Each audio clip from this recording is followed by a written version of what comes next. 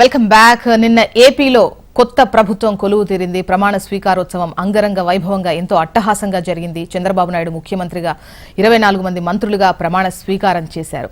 అయితే ఈ ప్రమాణ స్వీకారోత్సవానికి అతిరథ మహారథులు, ముఖ్యంగా చెప్పాలంటే ఎన్డీఏ ముఖ్య నేతలు హాజరయ్యారు. ఈ క్రమంలో ఒకటి అర్థమవుతుంది ఏంటంటే ఏపీకి కేంద్ర సహకారం ఎంత అవసరమో, ముఖ్యంగా ఎన్డీఏ సహకారం ఎంత అవసరమో, at the same time NDA కూడా ఏపీ అవసరం, టీడీపీ అవసరం అంతే ఎక్కువగా కనిపిస్తోంది. ఈ క్రమంలో ఒక హోప్ కనిపిస్తోంది. విభజన హామీలకు సంబంధించి కావచ్చు, రాష్ట్రానికి ఒనగూరే ప్రయోజనాలకు సంబంధించి కావచ్చు, అపరిష్కృతంగా ఉన్నటువంటి సమస్యలు తీరే అవకాశం ఉందేమో అన్నటువంటి ఒక హోప్ అయితే కనిపిస్తోంది. మాట్లాడదాం. అండ్ దీంతో పాటు ఇవాళ బాధ్యతలు స్వీకరించబోతున్నారు చంద్రబాబు నాయుడు. ఈ క్రమంలో 5 సంతకం చేయబోతున్నారు. ఒకటి mega DSC, land titling act రద్దు, దానికి సంబంధించి అన్నా క్యాంటీన్లు, నైపుణ్య గణన, మరోవైపు ఈ 5 సంబంధించి ముఖ్యంగా పెన్షన్స్ కు సంబంధించి పెన్షన్ పెంపు ఏదైతే ఉందో సామాజిక పెన్షన్స్ 4,000 సో దానిపై కూడా సంతకం, ఈ 5 సంతకం చేయబోతున్నారు. వీటిపై మాట్లాడదాం. గెస్టులు కూడా రెడీగానే ఉన్నారు. తులసిరెడ్డి గారు మాజీ ఎంపీ కాంగ్రెస్ నుంచి, విల్సన్ గారు బీజేపీ నాయకులు. నమస్తే అండి, వెల్కమ్ టు ద డిబేట్. నమస్తే అండి. ముందుగా తులసిరెడ్డి గారు, మీరే చెప్పాలి. అంటే విభజించిన తర్వాత, రాష్ట్ర విభజన తర్వాత పెద్ద ఎత్తున ఏపీలో నష్టం ఎవరికన్నా పార్టీ పరంగా జరిగింది అని అంటే కాంగ్రెస్కే. కానీ కాంగ్రెస్ వస్తే మాత్రం ఏపీకి జరిగినటువంటి నష్టం కాంగ్రెస్ వల్లే భర్తీ అవుతుంది, కాంగ్రెస్ వస్తేనే చేస్తుంది అన్నటువంటి క్రమం నుంచి ఇప్పుడు 2 పర్యాయాలు ఒక లెక్క, ఇప్పుడు ఒక లెక్క అన్నటువంటి సిచ్యువేషన్ ఏపీలో మనకు కనిపిస్తోంది. అండ్ మీ ఒపీనియన్ ఏంటి?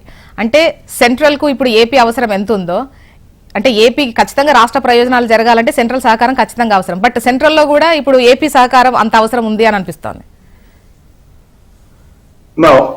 అది పైకి చూస్తే మాత్రం ఖచ్చితంగా అది వాస్తవమే అనిపిస్తుంది. ఎందుకంటే 2014లో బీజేపీకి 282 సీట్లు వచ్చాయి. అంటే మ్యాజిక్ ఫిగర్ 272 కంటే 10 సీట్లు ఎక్కువ వచ్చాయి. కాబట్టి ఎవరి మీద డిపెండ్ కాకుండా పరిపాలించడానికి వాళ్ళకి అవకాశం ఉన్నది.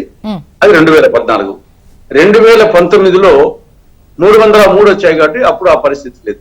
కానీ ఇప్పుడు 240 వచ్చాయి. మ్యాజిక్ ఫిగర్ కు 32 తక్కువ ఉన్నాయి. కాబట్టి ఖచ్చితంగా మిత్రపక్షాల మీద ఆధారపడాలా. ఆ మిత్రపక్షాల్లో అతిపెద్ద పార్టీ టీడీపీ, జనసేన కూడా ఉన్నాయి. కాబట్టి జనరల్ గా వచ్చేసి డెఫినెట్ గా ఈసారి అందరూ కూడా అనుకున్నారు చంద్రబాబు నాయుడు చక్రం తిప్పుతాడు, ఈసారి ఖచ్చితంగా రాష్ట్రానికి మేలు జరుగుతుందని చెప్పేసి జనరల్ గా ఒక ఒపీనియన్, అభిప్రాయం ఉంది. కానీ కాపురం చేసే లక్షణము కాలి గోటికానే కనపడుతున్నట్టు 9వ తారీఖున జరిగినటువంటి కేంద్ర మంత్రివర్గ కూర్పులోనే ఇది వాస్తవం కాదు. నరేంద్ర మోడీ గారు ఏమీ మారలేదు, 2014లో ఎలా ఉన్నాడో ఇప్పుడు అలాగే ఉన్నాడు అనేది స్పష్టంగా మంత్రివర్గ కూర్పులోనే అర్థమైపోయింది. అక్కడ రాష్ట్రానికి అన్యాయం చేయడం జరిగింది, తెలుగుదేశం పార్టీ పట్ల చిన్న చూపు చూడడం జరిగింది, జనసేన అసలు పట్టించుకునే లేదు. ఈ మూడు పాయింట్ ఇంపార్టెంట్ పాయింట్. ఒకటి, రాష్ట్రానికి అన్యాయం జరిగింది కేంద్ర మంత్రివర్గ కూర్పులో. ఏ విధంగా అంటే 29 ఎంపీలున్న మధ్యప్రదేశ్ కు 5 మంత్రి పదవులు, 28 ఎంపీలున్న కర్ణాటకకు 5 మంత్రి పదవులు, 26 ఎంపీలున్న గుజరాత్ కు 5, 25 ఉన్న రాజస్థాన్ కు 5, 25 ఉన్న ఆంధ్రప్రదేశ్ కు 3. ఇది ఫస్ట్ పాయింట్, రాష్ట్రానికి జరిగిన అన్యాయం. రెండవది, తెలుగుదేశం పార్టీ పట్ల చిన్న చూపు. మొత్తం కేబినెట్ మంత్రులు 30 మంది, కేబినెట్ మంత్రులు 30 మందిలో 25 మంది బీజేపీ, 5 మంది మిత్రపక్షాలు. ఆ 5 మందిలో 16 మంది ఎంపీలు ఉన్నటువంటి టీడీపీకి ఒకటి, 12 మంది ఎంపీలున్న జేడీయూకు ఒకటి, 5 మంది ఎంపీలున్న ఎల్పీజీకి ఒకటి, 2 ఉన్నటువంటి జేడీఎస్ కు ఒకటి, ఒకరే ఉన్నటువంటి హెచ్ఐఎంకు ఒకటి. కాబట్టి ఆ విధంగా వచ్చేసి టీడీపీ పట్ల చిన్న చూపు అనేది స్పష్టంగా అర్థమవుతుంది. ఆ ఇచ్చిన పదవి కూడా కేబినెట్ పదవి వచ్చేసి సివిల్ ఏవియేషన్. ఇది సామాన్య ప్రజలకు సంబంధించిన పోర్ట్ఫోలియో కాదు. తర్వాత వచ్చేసి జనసేనకు 2 ఎంపీలు ఉన్నాయి. కర్ణాటకలో జేడీఎస్ కు 2 ఉన్నాయి, 2 ఎంపీలు ఉంటే ఒక కేబినెట్ ర్యాంక్. ఇక్కడ జనసేనకు 2 ఉన్నాయి, కానీ అసలు పట్టించుకోలేదు. బీహార్ లో వచ్చేసి మాంఝీ పార్టీ, హెచ్ఐఎం పార్టీ, 1 ఎంపీనే, ఆ 1 ఎంపీకి వచ్చేసి కేబినెట్. ఇక్కడ 2 ఎంపీలు. కాబట్టి పక్కనేమో వచ్చేసి ఎట్టుందంటే నరేంద్ర మోడీ ఆ ప్రాంతానికి, ఆ రాష్ట్రానికి ప్రాతినిధ్యంగా ఉండాలి అన్నటువంటి లెక్కలో ఇచ్చుంటారేమో. మంచిదే, వాళ్ళకి ఇచ్చేది మంచిదే. ఇక్కడ ఉంటాను మీకు వచ్చేసి ఇంకా 81 గాను 72 ఉన్నాయి, ఇంకా 9 ఖాళీగా ఉన్నాయి కదా. వచ్చేసి వాళ్ళకి ఎవరు చెప్పలేదు. ఎందుకు వచ్చేసి 16 మంది ఉన్నటువంటి టీడీపీకి 1 ఇవ్వడం ఏంటి, 2 ఉన్నటువంటి జేడీఎస్ కు 1 ఉన్నటువంటి హెచ్ఐఎన్కు 5 ఉన్నటువంటి ఎల్పిజికి సమానంగా చూసినప్పుడు వచ్చేసి ఇంక చంద్రబాబు నాయుడు చక్కెర తిప్పింది ఎక్కడ, లేకుంటే ఆంధ్రప్రదేశ్ పట్ల ఫేవర్ చూపింది ఎక్కడ? ఆంధ్రప్రదేశ్ కి అన్యాయం జరిగింది వచ్చేసి. వచ్చేసి చిన్న చూపు చూడడం జరిగింది. జనసేన పట్టించుకోవడం లేదు.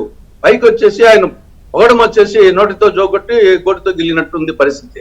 పైకి ఏమో వచ్చేసి ఈయన పవన్ కాదు తుఫాన్ అని చెప్పేసి అక్కడ ఇక్కడ నిన్న వచ్చేసి ఆర్భాటం చేసి ఆ పక్క చిరంజీవి పక్క చేతులు అంతవరకు ఉంది వచ్చేసి. ఇది అంచుడాపే కానీ పంచడాబు లేదు అన్నట్టుగా ఇవన్నీ పైకి వచ్చేసి షోదప్పని చేసి వాస్తవంగా జరిగింది ఏం లేదు. కాబట్టి ఏదో ఒరుగుతుందని చెప్పేసి పెద్దగా ఆశలు పెట్టుకోవాల్సిన అవసరం లేదు. అంతో ఇంతో రాజధానికి నిధులు ఇవ్వచ్చు, అంతవరకు చేయొచ్చు అంతే. ఇంకా మిగతా 17 కేంద్రీయ సంస్థలు వివిధ దశల్లో ఉన్నాయి, IIT ఇట్లాంటి అవి కంప్లీట్ చేయొచ్చు అంతవరకు తప్ప ఇంకా ఏదో ఆకాశం భూమి బద్దలైపోతాయి వచ్చేసి. నేను గతంలో చూసాం కదా 2014-19 ఇదే.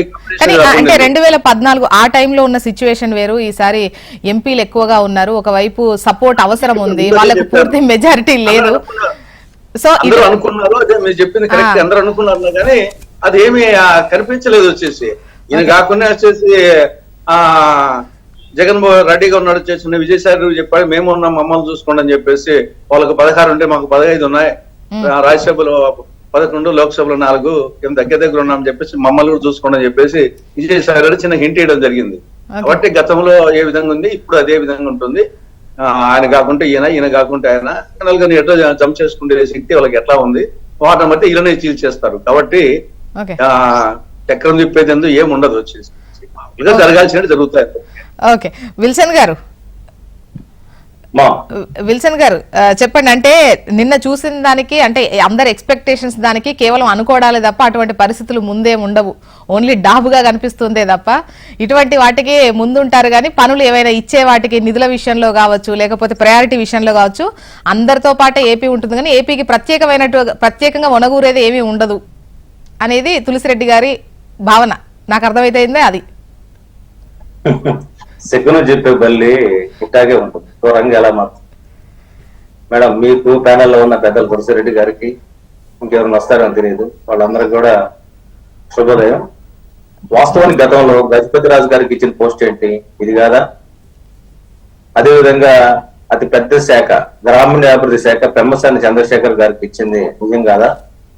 అంటే ఎప్పుడైనా సరే చూడండి, వాళ్ళు పివి నరసింహారావుని పక్కన పెట్టాలని చెప్పని, అతన్ని తొక్కాలని చెప్పని మానవ వనరులు శాఖ ఇస్తే ఆయన దాన్ని అద్భుతంగా తీర్చిదిద్దాడు. ఈ రోజు గ్రామీణాభివృద్ధి శాఖ ఇస్తే ఆ గ్రామీణాభివృద్ధి శాఖ ద్వారా ఖచ్చితంగా ఆంధ్రప్రదేశ్ లో గ్రామీణ వాతావరణానికి అద్భుతంగా పెట్టేయచ్చు. గ్రామీణ సంబంధించిన రోడ్లు కానీ, గ్రామీణ సంబంధించిన NRGS నిధులు కానీ, ఇవన్నీ కూడా చేయొచ్చు. అంటే మేమంటామంటే కాంగ్రెస్ పార్టీ కళ్ళే వేరు, వాళ్ళని కళ్ళుండి చూడలేని కబోది గుంపుల్లాగానే వాళ్ళు మాట్లాడతారు, అందులో సందేహం లేదు. అందులో భాగంగానే ఈ రోజు పార్టీ పరంగా వచ్చాడు కాబట్టి తులసిరెడ్డి గారు కూడా ఏదో విమర్శించారు. ఇక పవన్ కళ్యాణ్ గారు ఆయన తన ప్రతిపాదన పెట్టాడు లేదు, నాకైతే సమాచారం లేదు. బహుశా పెడితే ఖచ్చితంగా పవన్ కళ్యాణ్ గారికి కూడా ఒక మంత్రి పదవి వచ్చే అవకాశం ఉంటుంది. అది భవిష్యత్తులో తీసుకుంటారేమో, రాజ్యసభ సభ్యత్వం వాళ్ళకు సంబంధించిన వాళ్ళు ఎవరైనా నామినేట్ చేసుకుంటారేమో అనేది నాకున్న గెస్సింగ్. కాబట్టి పవన్ కళ్యాణ్ గారికి ఎలాంటి పరిస్థితుల్లో అన్యాయం చేసే ప్రసక్తి నరేంద్ర మోడీ గారు ఉండరు. పైగా ఆయన స్పష్టంగా ఆయనకు తమ్ముళ్ళగా భావిస్తున్నారు.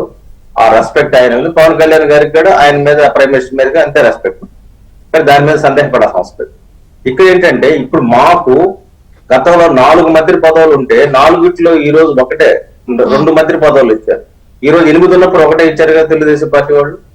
మరి మేము కూడా విమర్శించాలి కదా, ఎందుకు ఇచ్చారు అంటే ఆ ఇంటికి ఇల్లు ఎంత దూరమో ఇల్లు కూడా అంతే దూరం. ఇక్కడ మేము చెప్పేది ఏంటంటే ఇక్కడ మా పార్టీలో కూడా సత్యకుమార్ గారికి ఇవ్వడం సంతోషం, కేడర్లోకి ఒక మెసేజ్ పోయింది. అదే సమయంలో ఆంధ్రప్రదేశ్ కి చంద్రబాబు నాయుడు గారు ఎంత అవసరమో దానికి 10 రెట్లు సుజనా చౌదరి గారు అవసరం అనేది ప్రజల్లో ఉంది, ఒక బలమైన భావన ఉంది. అదేవిధంగా అమరావతి రక్షకుడుగా ఆయనకు గౌరవం ఉంది. ఈరోజు సుజనా చౌదరి గారిని ఆయన ఒక 7 మంత్రులు ఎమ్మెల్యేలకు ఒక మంత్రి పదవి పేరుతో ఆయన పేరును పక్కన పెట్టారని నాకున్న సమాచారం. అదేవిధంగా గతంలో అద్భుతంగా చేశాడు ఆయన కామినేని శ్రీనివాస్ గారు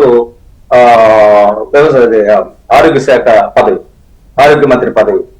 మరి ఆయన ఎందుకు పక్కన పెట్టారు అంటే నేనేమంటారంటే వాళ్ళ అవసరాలు వాళ్ళకు ఉంటాయి, మా అవసరాలు మాకు ఉంటాయి. ఉమ్మడి అవసరం ఏంటంటే రాష్ట్ర అభివృద్ధి.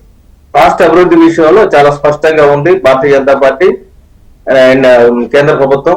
ఆంధ్రప్రదేశ్ కి ఖచ్చితంగా మేలు జరిగే దిశగానే భారతీయ జనతా పార్టీ వైఖరి ఉంటుంది. అదేవిధంగా మా పార్టీలో సాధారణ కార్యకర్తగా ఉన్న మరి వర్మ గారికి అతి పెద్ద పదవి ఇవ్వడం జరిగింది. ఆ పదవి కూడా రేపు రాబోయే రోజుల్లో కేంద్ర మంత్రిగా వర్మ గారు అద్భుతంగా తెలుగుదేశం పార్టీకి సహకరిస్తారు. ఎందుకంటే రాష్ట్రంలో వాళ్ళది అధికారం, కేంద్రంలో మాది అధికారం. కాబట్టి మా మంత్రి ద్వారా కూడా స్పష్టంగా వాళ్ళకి ప్రయోజనం కలుగుతుంది. వాళ్ళ మంత్రి మా మంత్రిని వేరు వేరు ఉండరు. అదేవిధంగా ఆయన విశాఖ స్టీల్ ప్లాంట్ కాపాడే బాధ్యత నాది, నేను తీసుకుంటాను కూడా స్పష్టంగా చెప్పారు. ఏదైతే మనకు ఒక సమస్య లాగా ఉందో ఆ సమస్యను పరిష్కారం చేస్తారని మా పార్టీకి సంబంధించిన వర్మ గారు, ఎంపీ మినిస్టర్ గారు స్పష్టంగా చెప్పారు. అంటే ఇవన్నీ కూడా ప్రత్యక్షంగానో పరోక్షంగానో రాష్ట్ర ప్రభుత్వానికి ఉపయోగపడే మేళ్లు, అందులో డౌట్ లేదు. అంటే ఆంధ్రప్రదేశ్ కి ఇవ్వాల్సిన సింహభాగంలో 2 కేబినెట్ పదవులు కావచ్చు, లేకపోతే సహాయ మంత్రి పదవి కావచ్చు, ఏదైనా సరే చాలా స్పష్టంగా ఆంధ్రప్రదేశ్ పట్ల కేంద్ర ప్రభుత్వం ఒక వైఖరితో ఉంది, అందులో సందేహం. అంటే అనుకున్నారా ఇప్పుడు అంటే రాష్ట్రానికి సంబంధించిన పదవులు ఈ పొజిషన్స్ గురించి మేము పెద్దగా ప్రస్తావించాం, సెంట్రల్ కి సంబంధించి ఇచ్చినే మీరు తీసుకోండి అన్నట్టుగా, అంటే ఒకరినొకరు నొప్పించకుండా ఒత్తిడి తెచ్చుకోకుండా కూల్ గా వెళ్దామని ఫిక్స్ అయ్యారా? కూలికి వెళ్ళడం కదమ్మా. ఇప్పుడు నేనేమంటానంటే ఆయనకు ఒక ఫార్ములా ఉంది, మాకు ఒక ఫార్ములా ఉంటది. మా ఫార్ములాలో మేము ముందుకెళ్తాము, వాళ్ళకి అత్యంత ప్రాధాన్యత ఇవ్వడం జరిగింది. అదే సమయంలో రాబోయే రోజుల్లో పవన్ కళ్యాణ్ గారికి కూడా ఆయన సంబంధించిన వ్యక్తులకు కూడా బహుశా కేబినెట్ లో చోటు దక్కచ్చు. ఇప్పుడు నేనేమంటానంటే ఆంధ్రప్రదేశ్ ప్రజలు ఏం కోరుకుంటారంటే జగన్మోహన్ రెడ్డి సంబంధించిన అరాచక ప్రభుత్వానికి మరి ఒక విరుగుడుగా ఇప్పుడు ప్రజలు తోసుకొచ్చి ప్రజలు గెలిపించారు. ఇక్కడ ప్రజలు ఒక ప్రత్యామ్నాయం కోరుకున్నారు. వాళ్ళ ప్రజలను దృష్టిలో పెట్టుకొని, వాళ్ళ బిడ్డల ప్రజలను దృష్టిలో పెట్టుకొని రాబోయే రోజుల్లో మనకి ఏం కావాలి, ఇక్కడ ఇండస్ట్రియలైజేషన్ జరగాలి. అది కేంద్ర ప్రభుత్వ పరంగా జరుగుతుంది. ఏవియేషన్ మినిస్ట్రీ చిన్న మినిస్ట్రీ కాదు, గతంలో ఆనంద్ గజపతిరాజు గారు చేసిన మినిస్ట్రీ. ఆ పెద్ద మినిస్ట్రీ ఉన్నప్పుడు దేశవ్యాప్తంగా అవసరాలు ఉంటాయి. ఎయిర్పోర్ట్లు కావచ్చు, అధునాతన విధానం వైపు దేశం మొత్తం కదులుతుంది. అంటే ఈ రోజు ఆంధ్రప్రదేశ్ సంబంధించిన మంత్రి దేశవ్యాప్తంగా ఆయన సర్వీస్ ఇస్తాడు. అందరు మంత్రులకు అవసరం, ఎయిర్పోర్ట్లు అవసరం, దాంట్లో సౌకర్యాలు అవసరం, దానికి సంబంధించిన. ఎందుకంటే ఇప్పుడు బస్సులో పోయేంత సులభంగానే రైళ్లలో మన విమానాల్లో ప్రయాణం చేసే పరిస్థితి ప్రజలు వచ్చారు. కాబట్టి ఆ రంగాన్ని మరింత అభివృద్ధి చేయాల్సిన అవసరం ఉంది. అనేక దగ్గరలో ఆంధ్రప్రదేశ్ లో అనేక దగ్గరలో కూడా ఎయిర్పోర్ట్ నిర్మాణం చేయాల్సిన అవసరం ఉంది. నెల్లూరు జిల్లాలో కూడా ఒక ఎయిర్పోర్ట్ చేయాల్సిన అవసరం ఉంది. అదే చాలా ప్రాంతాల్లో ఎన్ని ఉన్నాయి. ఇవన్నీ ఏంటంటే ఆధునిక సాంకేతిక పరిజ్ఞానాన్ని ముందు తీసుకెళ్లే క్రమంలో, ఆధునికతని పెంచే క్రమంలో ఇక్కడ మన ఇక్కడ విజయవాడలో కూడా ఎయిర్పోర్ట్ మరింత డెవలప్ చేయాల్సిన అవసరం ఉంది. వీటన్నిటిని దృష్టిలో పెట్టుకుని కామన్ మ్యాన్ కూడా రాబోయే రోజు ఉపయోగపడేలాగా ఆ శాఖ ఉపయోగపడుతుంది. ఆ విధంగా భారతీయ జనతా పార్టీ చాలా స్పష్టమైన వైఖరితో కేంద్ర ప్రభుత్వం సపోర్ట్ చేసినట్టు మేము భావిస్తాం. ఓకే, ప్రొఫెసర్ జ్యోత్స్న గారు టీడీపీ జాతీయ అధికార ప్రతినిధి కూడా జాయిన్ అయ్యారు. నమస్తే అండి, వెల్కమ్ టు ద డిబేట్. నమస్కారం అండి. మీకు ప్యానెల్ లో ఉన్నటువంటి పెద్దలకి, ప్రేక్షకులకి అందరికీ నా నమస్కారం. నమస్తే అండి. నమస్తే. వినే ఉంటారు, అంటే మంచి నంబర్ వచ్చింది, చక్రం తిప్పేటువంటి అవకాశం ఉన్నటువంటి నంబర్ వచ్చింది. బట్ వచ్చిందే గానీ అటువంటి సిచ్యువేషన్ లేదు, బీజేపీ అంత స్కోప్ ఇవ్వదు. ఏవైతే అంటే సమస్యల పరిష్కారం కావచ్చు, రావాల్సిన నిధులు కావచ్చు, వాటికి సంబంధించి అన్ని రాష్ట్రాలతో పాటు ఇది ఉంటుందే తప్ప పెద్దగా ప్రత్యేకించి ఒనగూరేటువంటి అవకాశం ఏముండదు. గత లెక్కలు ఇవి బేరీ చేసుకొని మాట్లాడుకునే వరకు మాత్రమే కనిపిస్తోంది పరిస్థితులు అని చెప్పేసి అంటున్నారు. విన్నాను, మా పెద్దలు తులసిరెడ్డి గారు మాట్లాడిన మాటలు విన్నాను. అయితే ఇక్కడ ఒక చిన్న విషయం చెప్తానమ్మా. ఇప్పుడు ఏమంటారు అంటే ఒక కంబాటివ్ నేచర్ లో ఎప్పుడు కూడా ఏ అలియన్స్ పనిచేయదు. నేను అనేది ఇప్పుడు ఫర్ ఎగ్జాంపుల్ తీసుకుంటే మాకు ఇంత నంబర్ ఉంది, మీరు ఇంత ఇవ్వాలి అంత ఇవ్వాలి అని కాదు. అది ఎవరైనా, మేమైనా, బీజేపీ అయినా, జనసేన అయినా, ఎవరైనా కూడా ఆ రకమైనటువంటి ఒక ఆలోచన విధానంతో లేవు. First thing. సెకండ్ థింగ్ ఏంటి అని అంటే, ఇప్పుడు మినిస్ట్రీ ఏదైనా మినిస్ట్రీయే, దాని నుంచి మనం ఏ రకంగా మంచి చేసుకోగలుగుతాం రాష్ట్రానికి అనేటువంటిది ఫస్ట్ థింగ్. సెకండ్ థింగ్, ప్రతి మినిస్ట్రీకి సేమ్ లెవెల్ ఆఫ్ ఇంపార్టెన్స్ ఉంటుంది. ఇప్పుడు ఏంటి అంటే హెల్త్ ఉంది కాబట్టి మనం మిగతా అవసరం లేదు అని అనుకోలేం కదా. ఫర్ ఎగ్జాంపుల్ చెప్తున్నాను. సో ఇక్కడ ఆ విషయం, సివిల్ ఏవియేషన్ మినిస్ట్రీకి సంబంధించి బ్రహ్మాండమైనటువంటి ఒక ట్రాక్ రికార్డ్ తెలుగుదేశం పార్టీకి ఉంది. 2014 నుంచి ఎప్పుడైతే అశోక్ గజపతిరాజు గారు ఆ రోజు సివిల్ ఏవియేషన్ మినిస్టర్ గా ఉన్నారు, అప్పుడు ఒక మంచి డిపార్ట్మెంట్ గా, మంచి మినిస్ట్రీగా దాని మీద నిలబెట్టాం. దాంతో పాటుగా ఇవాళ ఉన్నటువంటి అవసరం, నేను ఎంతసేపు కూడా రాష్ట్రం గురించి మాట్లాడదాం, మిగతావన్నీ ఇవన్నీ కూడా నంబర్స్ అండి. నంబర్స్ నాట్ ఎన్నికలకు ముందర నంబర్లు, ఎన్నికల తర్వాత నంబర్లు ఏం పనిచేయవు. అంటే ఒక్క ఏపీ కాదు, దేశవ్యాప్తంగా కూడా ఈ నంబర్ గేమ్ అనేది అయితే ఉంది కదా, మాకు ఇంత ఉంది మీరు ఇంత ఇస్తారా అనేది, అది ఈజీగా అందరు చేసే లెక్కే. నేను ఒక్క విషయం చెప్తానండి, 240 బీజేపీకి వచ్చాయి, అవును 99 కాంగ్రెస్ కి వచ్చాయి, 16 మాకు వచ్చాయి. అంటే మాట చెప్తున్నా, కాంగ్రెస్ తో పాటు ఎన్డీ అలయన్స్ లో ఉన్నటువంటి మిగతా పార్టీలకి అన్ని కొంచెం కొంచెం వచ్చాయి, బీజేపీతో పాటు ఎన్డీఏలో ఉన్నటువంటి మాకు కొంచెం కొంచెం వచ్చాయి. మేము సెకండ్ లార్జెస్ట్ ఎన్డీఏ అలయన్స్ లో. ఎస్, ఖచ్చితంగా ఇవాళ రోజున లార్జెస్ట్ అంటే ఇన్ నంబర్స్ అని కనుక మీరు మాట్లాడితే బీజేపీ లార్జెస్ట్ నంబరే, బీజేపీ ఏమంటారంటే #1 పార్టీ ఇన్ ద కంట్రీయే. అయితే ఇక్కడ ఉన్నటువంటి, నేను ఇందాక అదే చెప్తున్నానండి, ఇప్పుడు ఉన్నటువంటి పరిస్థితుల్లో ఖచ్చితంగా ఇవాళ రామ్మోహన్ నాయుడు గారు కావచ్చు, పెమ్మసాని చంద్రశేఖర్ కావచ్చు అండ్ మా వర్మ గారు కావచ్చు, ఎవరైనా సరే రాష్ట్ర అభివృద్ధితో పాటుగా కేంద్రంలో మా పాత్ర ఎలా ఉండాలి అనేది వాళ్ళు ఆలోచన చేస్తారు, కేంద్ర మంత్రులుగా సహాయ మంత్రులుగా. అలానే ఇక్కడ రాష్ట్రంలో నిన్న కేబినెట్ లో కొలువు తీరినటువంటి మంత్రులు ఎవరైతే ఉన్నారో వాళ్ళు కూడా ఖచ్చితంగా మా నియోజకవర్గంతో పాటుగా రాష్ట్ర అభివృద్ధిని మేము ఎలా చేయాలా అనేది ఆలోచిస్తారు వాళ్ళు. అండ్ ఇక్కడ ఒక విషయం చెప్తాను, నేను మళ్ళీ చెప్తున్నాను జ్యోతి గారు, no numbers after elections, no numbers at all. ఎందుకంటున్నాను అంటే నంబర్లతో ఇలా ఖీచాతాని అంటాను చూసారా, ఖీచాతాని చేశామనుకోండి ఏది రాదు. నేను అనేది అది రాష్ట్ర, నేను అనేది తెలుగుదేశానికి ఏదో రాదని కాదు, బీజేపీకి ఏదో వస్తుందనో బీజేపీకి ఏదో రాదని కాదు, ఎవరికైనా సరే నంబర్లను పట్టుకొని పీకితే ఏమి రాదు. కాకపోతే ఎస్, కొన్ని సందర్భాల్లో ఏవైతే డిజర్వ్డ్ గా ఉంటాయో అవి వస్తే బాగుంటుంది అని ప్రతి ఒక్కరు ఆలోచిస్తాం. అటు విల్సన్ గారు ఆలోచించినా, నేను ఆలోచించినా, ప్రాబబ్లీ మా నుంచి వేరే పార్టీల్లో ఉన్న మా తులసిరెడ్డి గారు ఆలోచించినా సరే రాష్ట్రానికి ఏం మంచి చెయ్యాలా అనేది ఆలోచిస్తాం అందరం కూడా. సో ఆ దీంట్లో ఖచ్చితంగా ప్రతిపక్షంలో ఉన్నారు కాబట్టి ఓ మాట పెద్దలు అనుండొచ్చు కాక, కానీ ఇవాళ రాష్ట్రంలో, కేంద్రంలో ఎన్డీఏ ప్రభుత్వం, రాష్ట్రంలో ఎన్డీఏ ప్రభుత్వం బ్రహ్మాండమైనటువంటి పాలన అందిస్తాం. మీరు గమనించండి, మొట్టమొదటి కేబినెట్ మీటింగ్ అయిన తర్వాత, అంటే ఆ శాఖలు అవన్నీ ఆ రోజు ఇస్తున్నప్పుడు కూడా కేంద్రంలో కేంద్ర ప్రభుత్వం ఒక రెజల్యూషన్ తీసుకొచ్చింది. ఆ రోజున ఒక ఉత్తర్వులు జారీ చేశారు, 3 కోట్ల ఇళ్లు కడతామన్నారు దేశవ్యాప్తంగా. అందులో కరెంటు ఏమంటారు అని అంటే గ్యాస్ ఫ్రీగా ఆ ఇళ్లకు మేమే సప్లై చేస్తామన్నారు. అంటే free electricity and gas connections తోటి మేము ఈ 3 కోట్ల ఇళ్లు కట్టిస్తాం పేద మధ్యతరగతి, దిగువ మధ్యతరగతి వాళ్ళ కోసం అని చెప్పి కేంద్ర ప్రభుత్వంగా మేము ఒక మాట ఆ రోజున మేము ఇచ్చున్నాం ఫస్ట్ కేబినెట్ మీటింగ్ తర్వాత. ఇవాళ నిన్న మా ప్రభుత్వం కొలువు తీరింది ఆంధ్రప్రదేశ్ లో. ఇవాళ చంద్రబాబు నాయుడు గారు తిరుపతి వెంకటేశ్వర స్వామిని దర్శించుకుని వచ్చిన తర్వాత సాయంత్రం 4:41 ఆఫీస్ రెజ్యూమ్ చేసిన తర్వాత మూడు ఫైళ్ల మీద సంతకం పెట్టబోతున్నారు. ఒకటి మెగా డిఎస్సికి సంబంధించి, 2 ల్యాండ్ టైటిలింగ్ యాక్ట్ కి సంబంధించి, మూడో పెన్షన్లకు సంబంధించి. So we are doing our work, we are back to track, we are back to work. అటు కేంద్రంలో అయినా రాష్ట్రంలో అయినా మా పని మేము చేసుకుంటూ వెళ్ళిపోతున్నాం. సరే, విమర్శించే వాళ్ళ నుంచి సబ్విమర్శలు ఖచ్చితంగా తీసుకుంటాం, అందులో డౌట్ లేదు. ఇప్పుడు తులసిరెడ్డి గారు ఒక మాట చెప్పారు, అవును రిప్రజెంటేషన్ ప్రాపర్ గా లేదేమో అనేటువంటి మాట చెప్పారు. సరే ఎస్, అంటే అలా అనిపించుండొచ్చేమో, కానీ ఇవాటి రోజున తెలుగుదేశం పార్టీ ఏది అడగలేదు సార్. తెలుగుదేశం పార్టీయే కాదు, ఎన్డీఏలో భాగస్వామ్యులుగా ఉన్నటువంటి ఏ ఒక్క పార్టీ కూడా మాకు ఇది కావాలి, మాకు ఇది వద్దు అని ఎవరని కూడా డిమాండ్ అనేటువంటి చేయట్లేదు. ముందు ఎక్స్పెక్ట్ చేసే అవకాశాలు ఉంటాయి. ఎందుకంటే ఒక నిమిషం చూస్తున్నారు, ఇప్పుడు రాష్ట్రంలో అయినా దేశంలో అయినా మేము మంచి కోసం కలిసామండి. రాష్ట్రంలో ఇప్పుడు తెలుగుదేశం పార్టీ ఇండిపెండెంట్ గా పోటీ చేసినా, బీజేపీ ఇండిపెండెంట్ గా పోటీ చేసినా, జనసేన ఇండిపెండెంట్ గా పోటీ చేసినా బ్రహ్మాండంగా నంబర్స్ వస్తాయి. అంటే నిజంగా కూడా you are seen the way there. So అలాంటి పరిస్థితుల్లో కలిసే పోటీ చేయాల్సినటువంటి అవసరం ఏంటి అని అంటే, రాష్ట్రం అభివృద్ధి చేయడానికి, రాష్ట్రం మంచి కోసం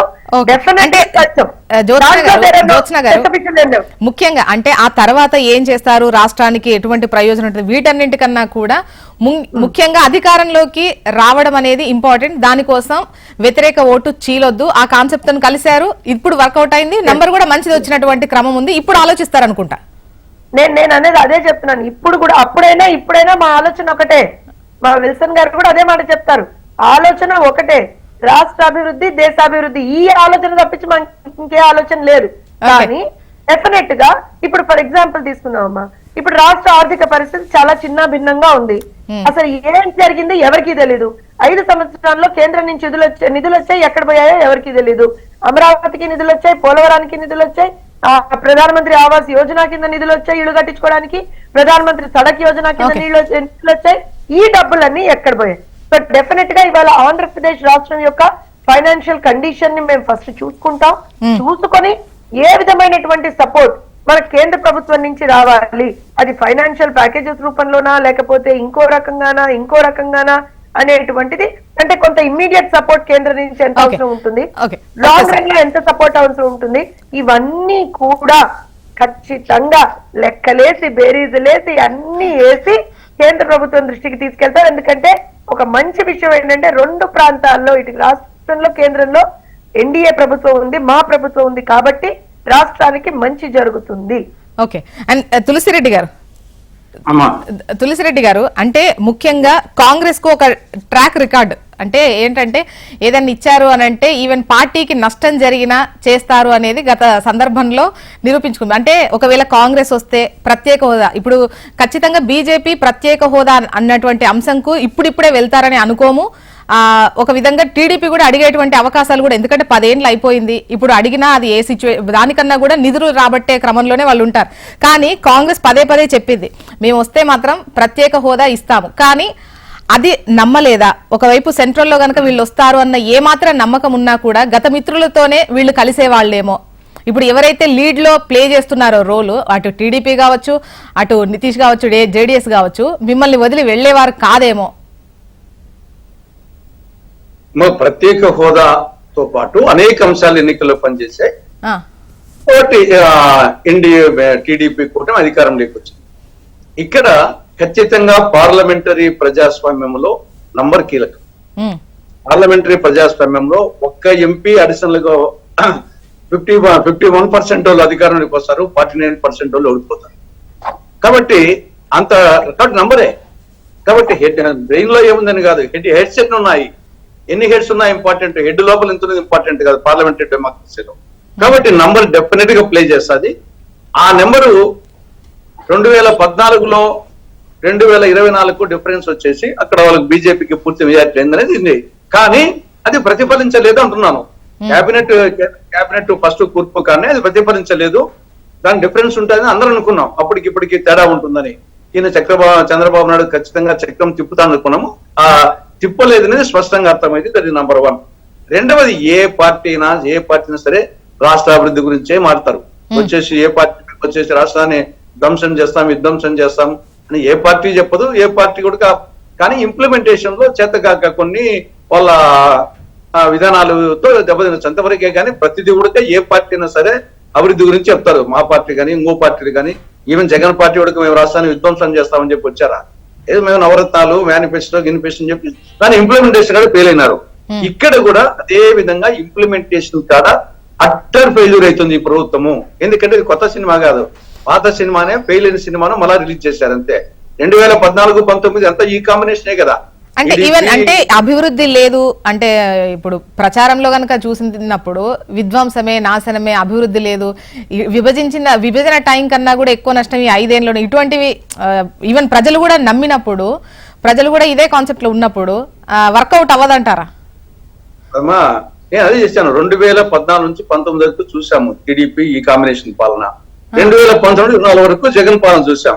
కాబట్టి ఇక్కడ జరిగిందేమి, చంద్రబాబు పీరియడ్ వచ్చేసి పెనం మీద ఉన్నది, జగన్ పాలన వచ్చేసి పొయ్యిలో పనేది. అంతే తేడా తప్పనిచ్చి మళ్ళీ ఇప్పుడు పొయ్యిలో నుండి పెనం మీద తేవచ్చు అంతవరకే గానీ పెద్ద డిఫరెన్స్ ఏమి ఉండదు. వచ్చేసి ఆల్రెడీ చూసిందే పరిపాలన. 2014-19 పాత సినిమా, ఫెయిల్యూర్ సినిమా. కాబట్టి అప్పుడు కూడా ప్రత్యేక హోదా 5 ఏళ్ళు 5 నెలలు కాదు, 5 రోజులు కాదు కదా, 5 సంవత్సరాల పాటు ప్రత్యేక హోదా తలేదు, రాయలసీమకు ఉత్తరాంధ్రకు స్పెషల్ డెవలప్మెంట్ ప్యాకేజీ తలేదు, కడప జిల్లాలో స్టీల్ ప్లాంట్ రాలేదు, దుగ్గరాజపట్నం ఓడరేవు రాలేదు, పోలవరం పూర్తి కాలేదు. 5 ఏళ్ళు పడతా, 5 ఏళ్లలో పోలవరం పూర్తి చేయకుండా సత్తా ఉంటే, ఆ కెపాసిటీ ఉంటే. తర్వాత వచ్చేసి విశాఖ మెట్రో రాలేదు, విజయవాడ మెట్రో రాలేదు, విశాఖ రైల్వే జోన్ రాలేదు, విశాఖ ఇండస్ట్రియల్ కార్డర్ రాలేదు, కాకినాడ పెట్రో కెమికల్ కాంప్లెక్స్ రాలేదు. 5 ఏళ్ల పాటు వచ్చేసి 9th షెడ్యూల్ 10th షెడ్యూల్ 5 ఏళ్ళు చాలదా వచ్చేసి ఆ సంస్థలు తెలంగాణ నుండి ఆంధ్రప్రదేశ్ తెచ్చేదానికి. కాబట్టి గత చరిత్ర ఏమి వచ్చేసి 5 ఏళ్ళు చంద్రబాబు గతంలో ముఖ్యమంత్రిగా 5 ఏళ్ళు ఉన్నారు. లాస్ట్ మూమెంట్ లో వచ్చేసి ప్రత్యేక హోదా మీదనే సో సెంట్రల్ నుండి వచ్చేటువంటి అంశాలకు సంబంధించి ఇప్పుడు గత 5 ఏళ్లది మళ్ళీ రిపీట్ అవుతుంది, బట్ కాకపోతే కాస్త మెరుగ్గా ఉంటది అనేది మీ ఒపీనియన్. ఉంటే వచ్చేసి నాకు తెలిసి రాజధానికి కొన్ని నిధులు, ఎందుకంటే అది ఆల్రెడీ సెక్షన్ 94 విభజన చట్టంలో అది ఖచ్చితంగా సెక్రటరియట్ కు, అసెంబ్లీకి, రాజ్భవన్ కు, ఇన్ఫ్రాస్ట్రక్చర్ కు, హైకోర్టుకు వాటికి నిధులు ఇవ్వాలని స్పష్టంగా ఉంది. కాబట్టి ఆల్రెడీ ఒక 1500 కోట్లు 1000 కోట్లు డ్రైనేజీకి ఇచ్చారు కాబట్టి ఇంకా కొంత ఇవ్వచ్చు. అట్లా కొన్ని అంతే తప్పని చేసి ప్రత్యేక హోదా వాళ్ళేమో ముగిసిన అధ్యాయం అంటున్నారు, వీళ్ళేమో వచ్చేసి సజీవాధ్యాయం అంటున్నారు. అక్కడ తెలుసాడు మరి వచ్చేసి ఏదో తెలాలి కదా, అధ్యాయమా సజీవాధ్యాయమా? చంద్రబాబు తెలుగుదేశం చెప్పాలి కదా, వీళ్ళకి సజీవాధ్యాయం అయితే తెప్పించాలా. కాబట్టి ఆనే తెలిపోతుంది వచ్చేసి 2 నెలల్లో.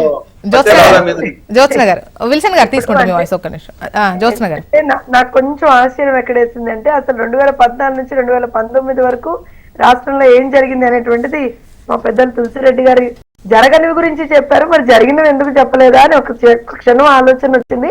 బట్ ఎనీవే ఎస్ సార్, మేము అప్పుడు పోలవరానికి సంబంధించి 72% కంప్లీట్ చేసింది మేమే సార్.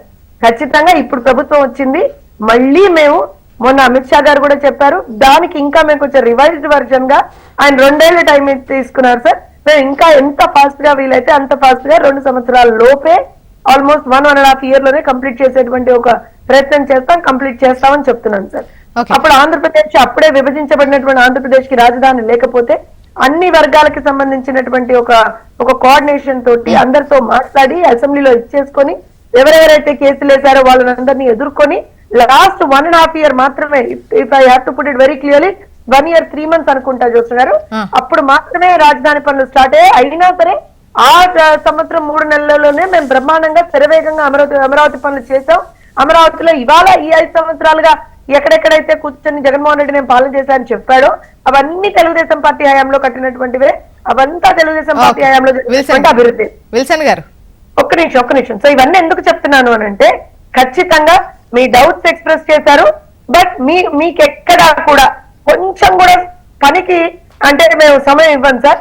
మీకు ఎక్కడా కూడా విమర్శకి తావివ్వకుండా బ్రహ్మాండంగా ఈ 5 సంవత్సరాలు ఒక బ్రహ్మాండమైనటువంటి పాలన చేసి చూపిస్తాం. మళ్ళీ మా జ్యోత్స్నమ్మ చెప్పింది కరెక్టేనమ్మా, అంతా బాగా చేశారమ్మా అని మా తులసిరెడ్డి గారు పెద్దలు మమ్మల్ని పొగిడేట్టుగా చేసుకుంటాం.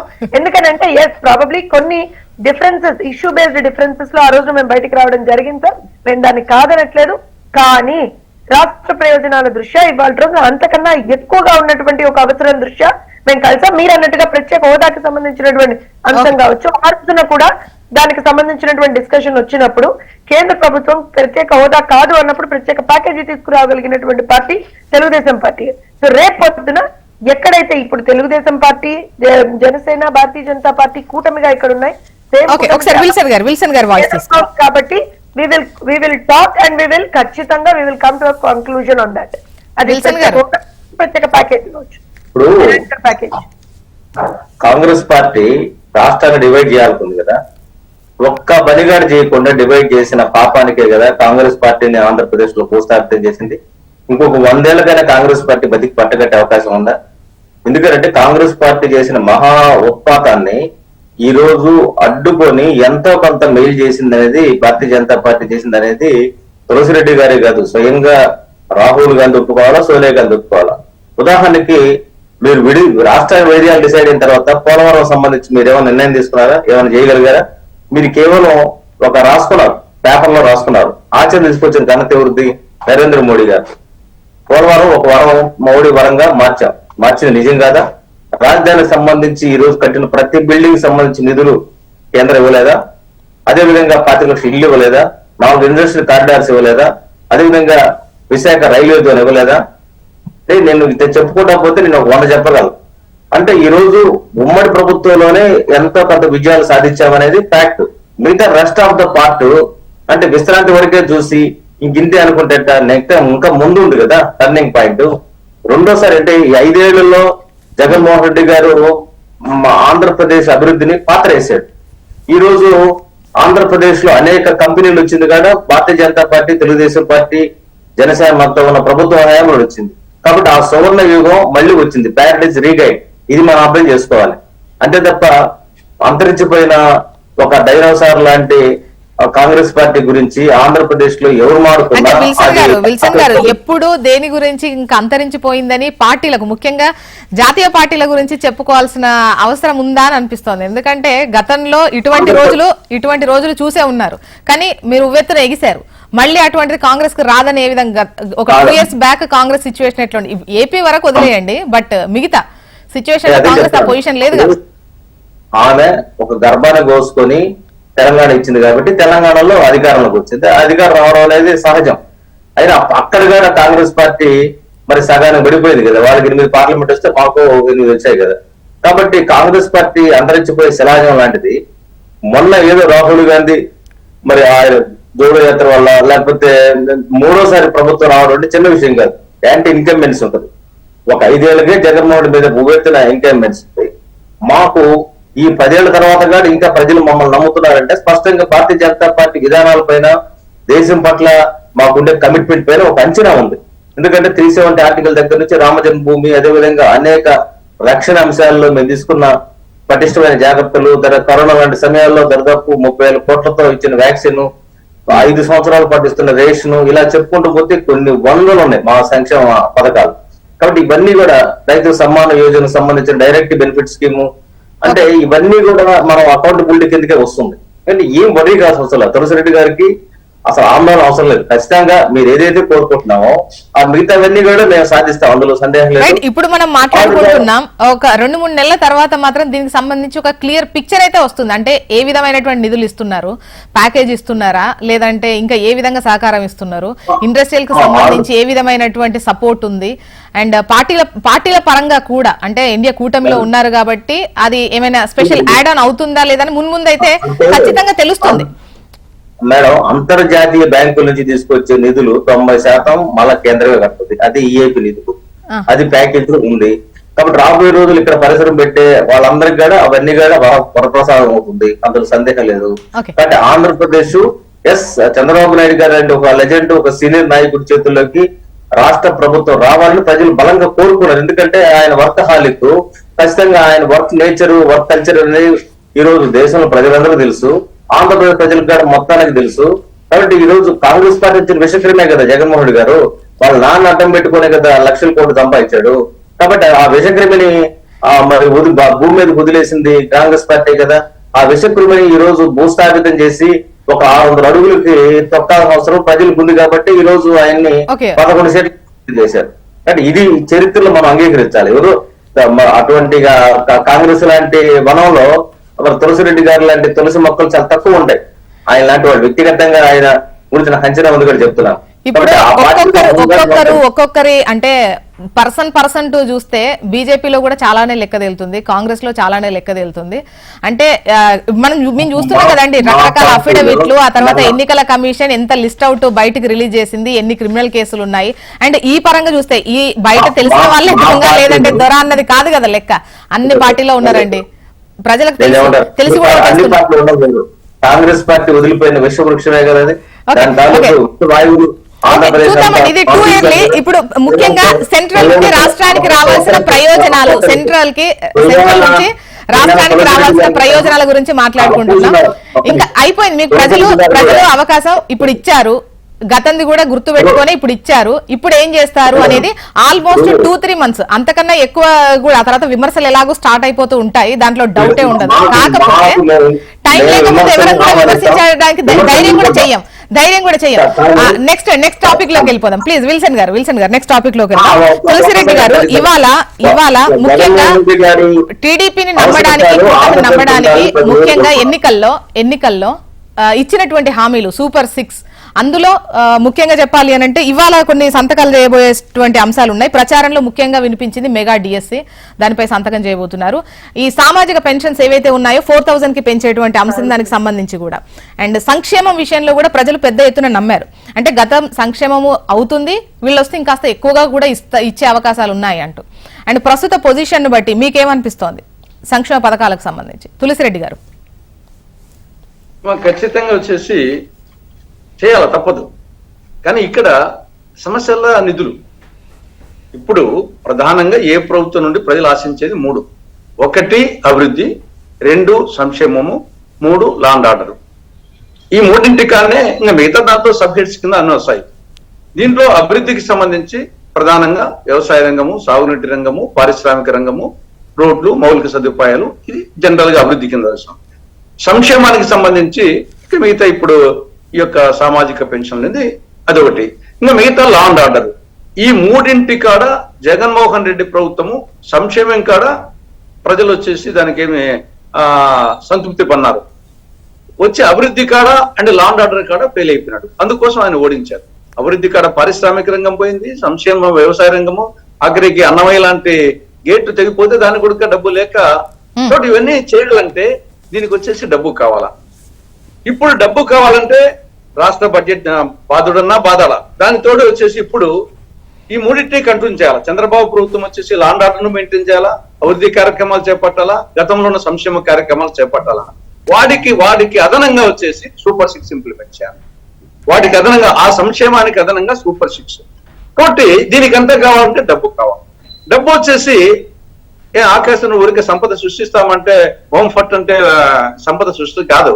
దానికి వచ్చేసి కేంద్రం నుండి కొంత నిధులు ఎక్కువ తెప్పించుకోవాలా, రాష్ట్ర బడ్జెట్ నుండి ఆర్థిక క్రమశిక్షణను పాటించి చేయాలా. కాబట్టి ఇక్కడ రూపాయి రాక రూపాయి పోక అనేది పరిణామంగా వచ్చేసి కుటుంబాన్ని నడపాలా. బట్ ఇక్కడ ఆల్రెడీ మనము చూస్తే అప్పులు వచ్చేసి విపరీతంగా అయిపోయినాయి, అప్పులు ఎక్కువ చేసడానికి లేదు. మరి బాధుడా వచ్చేసి ఆల్రెడీ జగన్ ప్రభుత్వం వచ్చేసి వీరబాధుడు బాధ అని చెప్పేసి పన్నుల మోత, ఛార్జీల వాత, పన్నుల వాత అని చెప్పేసి, కాబట్టి అట బాధుడు చేసేదానికి లేదు, అప్పులు తెచ్చుకునే దానికి లేదు. ఇంకా ఏ విధంగా హోమ్ ఫోర్ట్ అని చెప్పి సృష్టిస్తారా? కాబట్టి సంతకాలు పెట్టేది చాలా సులభమే, 5 సంతకాలు.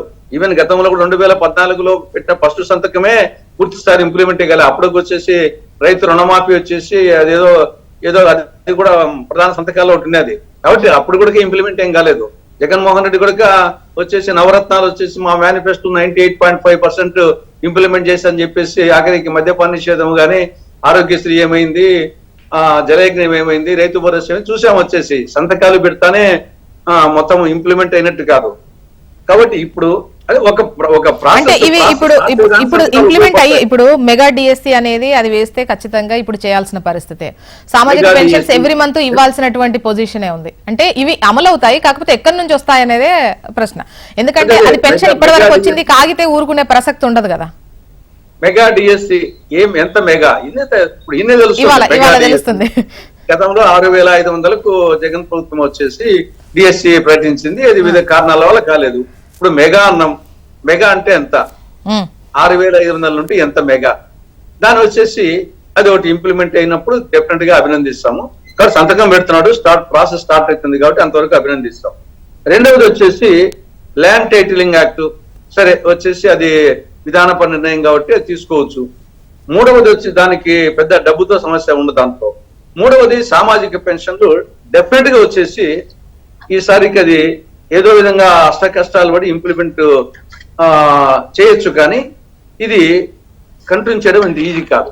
ఇక్కడ మామూలుగా వచ్చేసి 64 లక్షల చిల్లర ఉన్నాయి. దీంట్లో గతంలో 3,000 ఇచ్చేటప్పుడు 1980 కోట్లు ఎంతో అయ్యేది. ఇప్పుడు దాన్ని 3,000 నుండి 4,000కు చేశారు. దివ్యాంగులకు 6,000 చేశారు. ఈ జూలై మాసానికి ఈ యొక్క 4,000తో పాటు ఏప్రిల్, మే, జూన్ మాసాలు కాబట్టి 4,800 కోట్లు ఇప్పుడు జూలై 1st వచ్చేసి ఒక్క సామాజిక పెన్షన్ల కోసమే 4,800 కోట్లు కావాలా. 1980 కోట్లు గతంలో ఉండేది, 480 కోట్లు కావాలి ఇప్పుడు. కాబట్టి జీతాల కోసం జీతాలు ఇవ్వాలా, రిటైర్డ్ ఎంప్లాయీస్ కు పెన్షన్లు ఇవ్వాలా. కాబట్టి ఇది డెఫినెట్ గా వచ్చేసి చేయాలనే ఉద్దేశం ఉండొచ్చు, కానీ ఒప్పుంటే కొంచెం టఫ్ గా ఉందంటారు. విల్సన్ గారు, ఫైనల్ లో మిమ్మల్ని తీసుకుంటా జ్యోత్స్న గారు. విల్సన్ గారు, ఇప్పుడు సంకల్పం ఇప్పుడు గొప్పదండి. ఇప్పుడు ఆయన 5వది పెట్టారు, నైపుణ్య అభివృద్ధి మీద పెట్టారు. ఆ నైపుణ్యం పైన స్కిల్ డెవలప్మెంట్ చాలా అవసరం. తద్వారా చాలా వందల వేల ఉద్యోగాలు సృష్టించబడతాయి. ఇది కీలకమైంది. అదే సమయంలో 6వ సంతకం నేను కోరుకుంటాను, ఏదైతే జగన్మోహన్ రెడ్డి గారు దారుణంగా దుర్మార్గంగా భారతదేశంలో ఏ ముఖ్యమంత్రి చేయని రీతిలో ఎస్సీ కార్పొరేషన్ పథకాలు మొత్తం 27 పథకాలు ఎత్తేసాడు. ఆయన చేయలే ఇంప్లిమెంట్ చేయాలి. చంద్రబాబు నాయుడు గారు 6వ పథకం ఎస్సీ, ఎందుకంటే ఎస్సీలు ఈ రోజు చాలా నమ్మకంతో మరి చంద్రబాబు నాయుడు గారికి ఓటేసిన పరిస్థితి ఉంది. 6వ సంతకం సంక్షేమ రంగం మీద పెడితే వెల్ అండ్ గుడ్, మంచిగా ప్రోగ్రెస్ వస్తుంది. అందులోనే చాలా ఉన్నాయి. ఈ రోజు సంక్షేమ రంగం సంబంధించిన ఢిల్లీ నుంచి ఇచ్చే డబ్బులు ఎన్ఎస్ఎఫ్డిసి, ఎన్ఎస్కేఎఫ్డిసి ఎస్సీలకు సంబంధించి, ఎన్బిఎఫ్డిసి బీసీలకు సంబంధించి, అదేవిధంగా మైనార్టీకి సంబంధించి ఇవన్నీ కూడా ఢిల్లీ నుంచి వస్తాయి డబ్బులు. ఈ డబ్బులన్నిటి ఇంప్లిమెంట్ ఇవన్నీ గతంలో ఏం చేశాడంటే ఆయన డైవర్ట్ చేశాడు. ఈ రోజు 13 లక్షల కోట్ల అప్పులు అంటే ఇప్పుడు గతం 30 కోట్లు కుంభకోణం చేస్తేనే లల్లు ప్రసాద్ 30 ఏళ్ళు జైల్లో ఉన్నాడు. ఇన్ని వేల కోట్లు కుంభకోణం చేసిన జగన్మోహన్ రెడ్డి గారు ఖచ్చితంగా ఒక 1000 సంవత్సరాలు జైల్లో ఉండడానికి ఆయన అర్హుడు. ఎందుకంటే ఈ రోజు ఇప్పుడు రాష్ట్రానికి కావాల్సిన నిధులు ఇప్పుడు అంటే ప్రభుత్వం వచ్చిన తర్వాత ఇప్పుడు వాళ్ళని జైల్లో పెడదామా లేకపోతే అవన్నా అవి వదిలేదు. ఎందుకంటే అది ఇప్పుడు మీకు ఇంత ల్యాండ్ స్లైడింగ్ విక్టరీ ఇచ్చింది అంటేనే ఇంకా మనం ఇక ప్రస్తావించాల్సిన అవసరం లేదు. ముందు ఇప్పుడు ఈ నిధుల గురించి అంటే అప్పుల గురించి కూడా ప్రస్తావన వస్తుంది కదా, అప్పు పుట్టే పరిస్థితి లేదు. కాదండి, రెండోసారి బయటికి రాకుండా ఉండాల్సి ఆ పశుపతిని గాని భూగృహంలో ఎట్టయితే బంధించారో ఆ సినిమాలో, అట్టాగే జగన్మోహన్ రెడ్డి అనబడే వ్యక్తిని ఖచ్చితంగా రాబోయే రోజు రాజకీయ సమాధి అనేది అవసరం. అది ప్రజా అవసరం, నా వ్యక్తిగత అవసరం కాదు. అదే సమయంలో ఈ రోజు 45 కేంద్ర సంస్థలు ఉన్నాయి అమరావతి ప్రాంతంలో కేంద్రం ఇచ్చినాయి. వాటన్నిటిని డెవలప్ చేస్తే కొన్ని లక్షల ఉద్యోగాలు వస్తాయి, క్రియేట్ అవుతాయి. అమరావతిలో 3 లక్షల కోట్ల విలువైన ల్యాండ్స్ ఉన్నాయి. ఆ ల్యాండ్స్ ని డెవలప్ చేస్తే ఎన్నో వందల వేల కోట్లు వస్తాయి. ప్రతి నెల 10,000 కోట్ల ఇన్కమ్ జనరేట్ చేయగల కెపాసిటీ ఉంది అమరావతికి. అది చేయాలి. అది చేయడం అనేది ఖచ్చితంగా చంద్రబాబు నాయుడు గారు వస్తే జరుగుతుంది, ఉమ్మడి ప్రభుత్వం వస్తే జరుగుతుంది అనేది ప్రజల్లో ఉంది, చాలా స్పష్టంగా ఉంది, బలంగా ఉంది. కాబట్టి అది ఆచరణ సాధ్యం అవుతుంది. ఆచరణ సాధ్యం తీసుకెళ్లడం కోసం కేంద్ర ప్రభుత్వం ఫైనల్ గా జ్యోత్స్న గారు గతంలో టీడీపీ అంటే అప్పుడు కూటమే అభివృద్ధి అన్నా ఓడగొట్టారు, ఇప్పుడు సంక్షేమం ఒకటి అన్నా ఓడగొట్టారు. ఇప్పుడు మీ ముందున్న టాస్క్ అభివృద్ధి ప్లస్ సంక్షేమం రెండు కనిపించేట్టు ఉండాలి. ఖచ్చితంగా ప్రాజెక్ట్ అవ్వాలి. చేశాము, జనాలకు అర్థం కాలేదు, లేకపోతే దీని విమర్శలు తప్పుదోవ పట్టించారు ఇలాంటి చెప్పడానికి లేదు. ఇప్పుడు క్లియర్ గా అందరూ గమనిస్తున్న పరిస్థితి. సో ఈ క్రమంలో ఇమ్మీడియట్ గా చేయాల్సినవి చాలా ఉన్నాయి. ఒకటి అభివృద్ధి పరంగా చూసుకున్నా, లేదంటే రాజధాని అంశం చూసుకున్నా, ఇప్పుడు సంక్షేమ పథకాలకు సంబంధించి ఏంటి అసలు టీడీపీ అడుగులు ఎలా ఉండబోతున్నాయి? మేము ఖచ్చితంగా సంక్షేమం అభివృద్ధి రెండు సమపాలలో తీసుకెళ్తాం. అయితే ఇక్కడ ఒక చిన్న మాట, ఇందాక ఫైనాన్షియల్ గా మనం ఎలా రాష్ట్రం, ఎందుకంటే కొత్త అప్పులు పుట్టే పరిస్థితి కొంచెం కష్టంగా ఉంది. రెండోది ఏంటి అని అంటే మనం ఎక్కడా కూడా ఏ విధమైనటువంటి అదనపు భారాన్ని ప్రజల మీద మోపలేము. ఎందుకంటే ఉన్న సంక్షేమ పథకాలను కూడా మేము ఇంక్రీజ్ చేసి ఇచ్చాం. Let's be very clear. ఉన్న వాటిని కూడా మేము ఇప్పుడు పెన్షన్లు ఉంటే వాటిని మేము ఇంక్రీజ్ చేసి ఇస్తున్నాం. ఇంకోటి మనం ఫ్రీ బస్ అన్నాం, ఇవన్నీ అన్నాం. దానికి కారణాలు కూడా ఏంటంటే ప్రజలు ఆల్రెడీ చితికిపోయి ఉన్నారు. సో వాళ్ళని ఖచ్చితంగా ఆదుకోవాల్సినటువంటి బాధ్యత మా మీద ఉంది. కాబట్టి మేము అలాంటి పథకాలు ఇవ్వాల్సినటువంటి అవసరం ఉండింది. ఇక్కడ ఎలా చేస్తారు అని అంటే, అమ్మా వచ్చేవి అవే డబ్బులు. జగన్మోహన్ అంటే నేను ఒక చిన్న ఎగ్జాంపుల్ చెప్తాను, నేను తెలియదని కాదు కానీ పెద్దలకి ఒక మాట, వచ్చేవి అవే డబ్బులు. కానీ జగన్మోహన్ రెడ్డి ఏం చేశాడు అని అంటే, ఆ డబ్బుల్లో 100 రూపాయలు వస్తే 100 రూపాయల్లో 20 రూపాయలు కూడా ఖర్చు పెట్టకుండా 80-85 రూపాయలు తన జేబులో వేసుకున్నాడు. మేమేమంటున్నామంటే 100 రూపాయలు రాష్ట్ర ఖజానాకే రావాలి, ఆ 100 రాష్ట్ర ఖజానాకే రావాలి. ఎప్పుడైతే 100 రూపాయలు రాష్ట్ర ఖజానాకు వస్తాయో ఆ 100 రూపాయలు ఖచ్చితంగా సమంగా డిస్ట్రిబ్యూట్ అవుతాయి. ఫస్ట్ థింగ్ అంటే ఎకనామిక్ మేనేజ్మెంట్ అనేది జరగాలమ్మా. మిస్ మేనేజ్మెంట్ చాలా జరిగింది. స్విండ్లింగ్ ఆఫ్ ఫండ్స్ అంటాం. ఇప్పుడు విల్సన్ గారు చెప్పారు, నిజమే. ఎస్సీ ఎస్టీ బీసీ సప్లాన్ నిధులన్నీ ఎక్కడ పోయాయంటే ఎవరికి తెలియదు. 100 ఎస్సీలకు సంబంధించి కొన్ని పథకాలు మాత్రమే విల్సన్ గారు చెప్పారు. ఓవరాల్ గా తెలుగుదేశం పార్టీ ఉన్నప్పుడు ఇచ్చినటువంటి 127 సంక్షేమ పథకాలు జగన్మోహన్ రెడ్డి రద్దు చేశాడు. ఆయన సంక్షేమం చేశారని ఎలా చెప్తాం మనం? ఖచ్చితంగా ఆ రోజు ఇంకా అప్పుడే పుట్టిన రాష్ట్రం, లోటు బడ్జెట్ లో పుట్టిన రాష్ట్రం, కనీసం ఎక్కడ ఇన్వెస్ట్మెంట్స్ లేనటువంటి రాష్ట్రం. మెల్లిమెల్లిగా ఇన్వెస్ట్మెంట్స్ తీసుకుంటూ వచ్చాం, బ్రహ్మాండంగా ఉద్యోగులకు జీతాలు ఇచ్చుకుంటూ వచ్చాం, ఉద్యోగులకు ఇంకా బెనిఫిట్స్ ఇచ్చుకుంటూ వచ్చాం, అన్ని చేసాం. సో చేసినటువంటి హిస్టరీ మాకుంది కదమ్మా, చేయగలిగేటువంటి సత్తా మాకుంది కదా, చేసి చూపించాం కదా ఇది వరకు. ఇప్పుడు ఎలా చేస్తారు జ్యోత్స్న గారు అంటే డెఫినెట్ గా అంటే ఇప్పుడు కొన్ని పథకాలకు ముఖ్యంగా ఈ అమ్మఒడి కావచ్చు, కొన్ని పథకాలు అంటే అవి దారి మళ్లించినా ఏం చేసినా కూడా అవి చేస్తూ ఇవి మీరు కంటిన్యూ చేస్తూ వీటికి కాస్త ఎక్కువ ఇవ్వాల్సినటువంటిది అంటే నేను ఒక విషయం చెప్తున్నా. ఎకనామిక్ మేనేజ్మెంట్ అనేటువంటిది, ఫైనాన్షియల్ గా ప్రాపర్ మేనేజ్మెంట్ అనేటువంటిది చేస్తే ఫస్ట్ ఆఫ్ ఆల్ చాలా చాలా ఇష్యూస్ సాల్వ్ అయిపోతాయమ్మా. ఇప్పుడు ఫర్ ఎగ్జాంపుల్ ఆల్కహాల్ మీద ఎంతో ఆదాయం వచ్చింది అనకూడదు, కానీ వాస్తవం తులసిరెడ్డి గారు కూడా చాలా సందర్భాల్లో ఆ విషయాలు మాట్లాడారు. ఇప్పుడు ఆల్కహాల్ మీద వచ్చినటువంటి ఆదాయం ఏది కూడా రాష్ట్ర ఖజానాకి వెళ్ళలేదు. ఆల్మోస్ట్ ఎన్నో లక్షల కోట్లు జగన్మోహన్ రెడ్డి గారి ఖజానాకి వెళ్ళిపోయాయి. అలానే మనం తీసుకుంటే రిజిస్ట్రేషన్స్ కి సంబంధించి కావచ్చు, ఇంకోటి కావచ్చు, ఎక్కడైతే ఇసుక దగ్గర నుంచి తీసుకుంటే ప్రతిదీ కూడా ఏది కూడా రాష్ట్ర ఖజానాకి ప్రాపర్ గా వెళ్ళలేదు. ఎప్పుడైతే మనం ఆ మేనేజ్మెంట్ చేస్తామో ఒకటి కొంత శాంతం, నేనేదో దాంతో బ్రహ్మాండాలు అయిపోతాయి, మిరాకిల్స్ అయిపోతాయి, అన్ని చేసేస్తామని చెప్పట్లేదమ్మా. కానీ ఖచ్చితంగా దాంతో ఒక గాడిలో పడేటువంటి ఒక ఫస్ట్ స్టెప్ స్టార్ట్ అవుతుంది. సెకండ్, ఎస్ ఇందాక చెప్పినట్టుగా అమరావతి అనేటువంటిది ఒక self sustaining, self financing project. So దాంట్లో మనం ఎప్పుడైతే డెవలప్మెంట్ స్టార్ట్ చేస్తామో ఆటోమేటికల్ గా ఎకో సిస్టమ్ లో మనీ అనేటువంటిది రొటేట్ అవుతూ ఉంటుంది. రెండో విషయం, ఇలా మనం కనుక తీసుకుంటూ వెళ్తే ఇన్వెస్ట్మెంట్స్ అనేటువంటివి రాష్ట్రంలో 2014 నుంచి 2019 వరకు ఎంత ఇన్వెస్ట్మెంట్స్ ల్యాండ్ అయ్యాయి, ఎంత ఇన్వెస్ట్మెంట్స్ యాక్చువల్ గా గ్రౌండ్ అయినాయి. నేను చెప్పడం ఒకటే కాదండి, గ్రౌండ్ అయిన ఇన్వెస్ట్మెంట్స్ గురించి కూడా మాట్లాడుతున్నాను. సో అలా మళ్ళీ ఇప్పుడు ఎందుకంటే చంద్రబాబు నాయుడు గారు అంటే ఒక బ్రాండ్, సో డెఫినెట్ గా బ్రాండ్ తోటి ఇన్వెస్ట్మెంట్స్ వస్తున్నాయి. సో ఇలా there is a multifaceted వేగా ఓకే, చూద్దామండి. అంటే ఇప్పటికిప్పుడు నిధుల సమీకరణ కావచ్చు, వనరుల సృష్టి, ఆర్థిక వనరుల సృష్టి అనేది అంటే అది కొంచెం లాంగ్ టైం ప్రాసెస్ అయినా కూడా ఇప్పటికిప్పుడు ఖర్చు పెట్టాల్సినవి ఉన్నాయి వాటికి సంబంధించి. అండ్ మున్ముందు అయితే తెలుస్తుంది ఏ విధంగా జరుగుతుంది ఏంటి అనేది, మున్ముందైతే మాకు క్లియర్ గా అర్థమవుతూ ఉంటుంది. మరి సంక్షేమ పథకాలు ఎంతవరకు వర్కౌట్ చేస్తారు, అభివృద్ధి సంక్షేమం రెండు కళ్ళు అంటే ఏమైనా ప్రత్యేకించి అంటే ఈ ప్రయారిటీస్ ఏ విధంగా ఉంటాయో మున్ముందు చూస్తాం. And thank you so much అండి డిస్కషన్ లో పార్టిసిపేట్ చేసినందుకు జ్యోత్స్న గారు, విల్సన్ గారు, తులసిరెడ్డి గారు. థ్యాంక్ యూ అండి. ఇది వాళ్ళ న్యూస్ అనాలిసిస్. చూస్తూనే ఉండండి హెచ్ఎం టీవీ, వార్త ఆగదు.